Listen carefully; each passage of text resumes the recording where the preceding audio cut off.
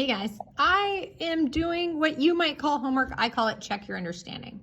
So if you did the activity today, then this would help to determine if that activity made sense, okay?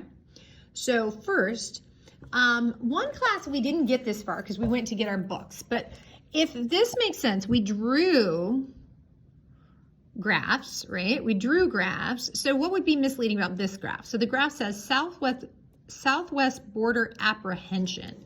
So this means worry. And this is happening now. So look about how long ago this was, 10 years ago or more. People were worried about the border then. So it says, if this was displayed as national news, why is this misleading? So you're sitting here going, well, it doesn't look misleading at all.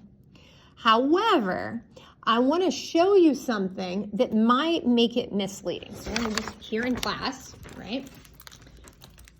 What if I took this bar graph, right? And notice this was one of the students, right? And notice it goes all the way down to 0, right? And this was foreign language, technology, PE, and art. Now, what if I just chopped it off and I didn't see the bottom part, right? That was the same, so I erased that. Do you notice how I erased that? Now, if I compare side by side, over here, it looks like foreign language is about, or technology is about 3 times more likely. Or this PE is twice as likely as foreign language. If I chop off the bottom of the graph, then it actually looks like art is 10 times more likely than foreign language. So is that making sense? That is what they did in this graph. They did something very, very misleading. On another board, I have a way of showing this as well. So over here, I did kind of the same thing, but with somebody else's graph. I showed you, they erased the bottom of this graph. And the red part's what's missing. And without that information, another thing to notice is, it looks like nobody said music and 3 people said foreign language. But if I chop off the bottom of this graph, it actually looks like music and foreign language are close together. So let's think back hopefully think about that. Maybe pause this tape and then answer the question here. Okay, so welcome back. If you pause the tape and you're looking, let me get back here to where I was sitting in the beginning here.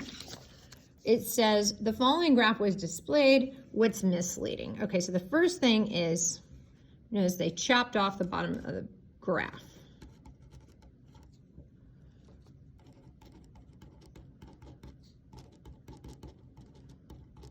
We could say that a number of ways, so you don't have to copy what I said. Another more mathy way, maybe what would it say on a test? The vertical axis, this one, the y-axis, doesn't start at 0.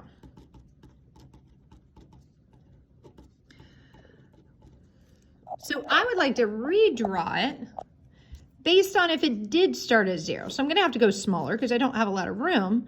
But in 2011, 2012, and 2013, it goes almost all the way up to 200. So that would be 100,000, 200,000, right? And this one's 165, so somewhere between a little more than 150, right? That's that bar graph. And then in 2012, it's a smidgen more, right? And then in 13, it's a smidgen more. So explain why it's misleading and sketch the correct version. Okay, so I sketched this correct version.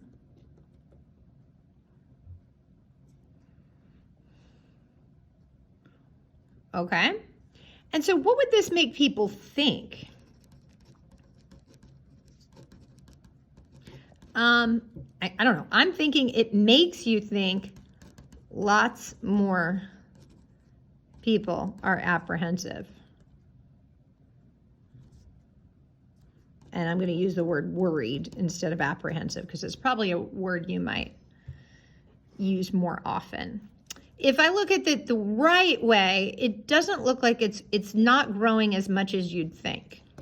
That would be another way to explain it.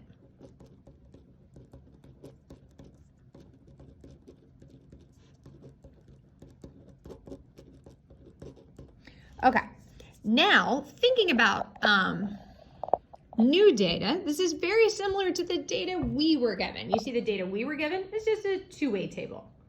And in the same way, they asked two questions. They asked the year and they asked where. So the real estate agent collected data on the number of houses built and 3 different decades, 3 different neighborhoods. What proportion of the houses were built in Pinewood Estates? So we have to figure out, and I think most groups figured out, that of the raw data, we talked to 220. We collected data on 220 homes.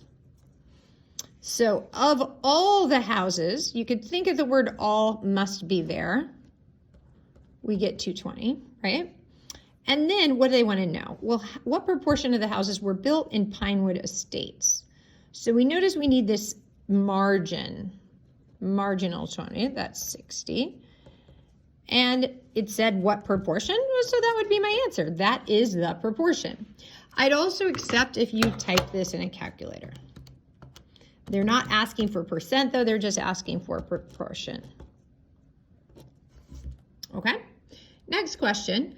Find the distribution. Okay, that word maybe tripped you up, but when we look at let's zoom in, a pie chart, right? That's how it's distributed. We can also look at that bar graph. That's a distribution, but it's not distributed based on number. They want me to think about it in frequency. So I kind of erased what we did in class here. Here's another way to think of it. Instead of leaving these actual numbers, right, 3, 8, 0, 5, 6, we could think of these as frequencies. So looking at our pie chart, it says 13% of this class said foreign language. 13%. I didn't even have to erase this. I can show this as frequencies or relative frequencies, and the graph will look exactly the same. In PE was, if I rounded up, 23%, so 23% said PE. So notice a bar graph could be shown with a actual quantity or frequency or a relative frequency. We can show the percentages. Okay, so let's go back to the question we've got. Can we use an app or just a calculation to find the distribution?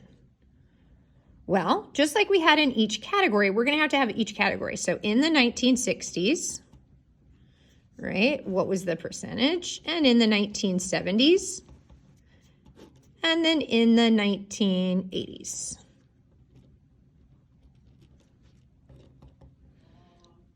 Okay, so in the 60s, let's see what we had. It looks like we have 100 out of 220, right? So that would be, so I'm just going to round that to 46%. And in the 70s, it looks like we have 90, right?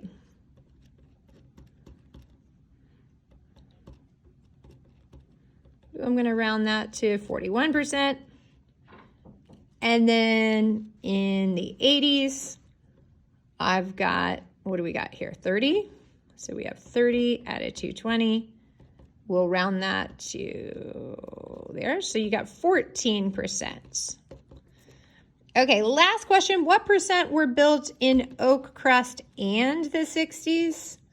Oak Crest and the 60s. So we call that a joint frequency because it's in the bend of that. That would be the 60 out of 220. And they did ask for a percent. So we're going to turn that from a decimal into an actual percentage. Well done, guys. See you next time.